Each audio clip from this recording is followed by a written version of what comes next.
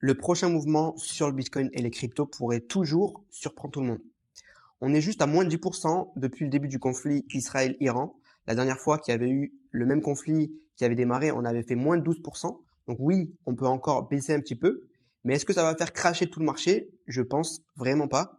Pendant ce temps-là, on continue de voir 400 millions de dollars d'inflow hier sur les ETF de Bitcoin, 15 millions de dollars sur les ETF d'Ethereum. Donc toujours de l'accumulation massive de la part des institutions.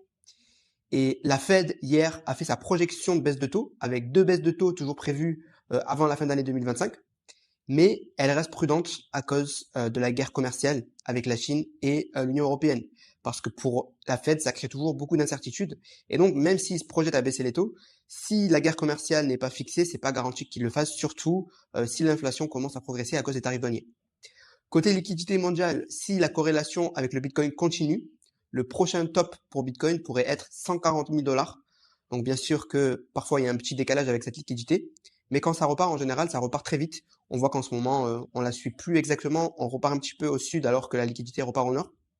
Et donc ce qui manque pour pouvoir vraiment continuer de suivre cette liquidité mondiale, c'est une vraie bonne nouvelle fondamentale. Ça pourrait être soit la fin du conflit Russie-Ukraine ou Israël-Iran, soit un vrai accord commercial signé entre les USA, la Chine et les USA et l'Europe, ou soit, la dernière chose, c'est que les États-Unis annoncent un achat massif de Bitcoin.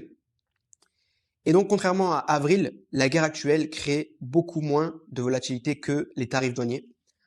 Donc la guerre commerciale fait plus de dégâts sur les marchés que la guerre physique, en tout cas tant que ça n'implique pas les États-Unis.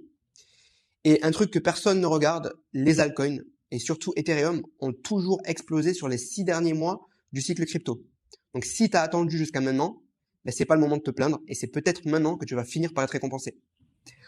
Donc reste bien informé, il se passe énormément de choses en ce moment sur les cryptos, sur l'actualité autour de l'écosystème, avec les stablecoins qui évoluent rapidement en ce moment, mais aussi par rapport à la géopolitique qui a un impact direct sur les cryptos.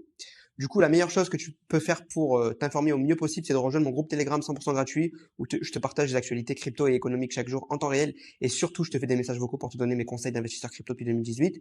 On est plus de 5250 personnes dans ce groupe. Si tu veux rejoindre, le lien se trouve dans ma bio, c'est 100% gratuit et je te dis à bientôt.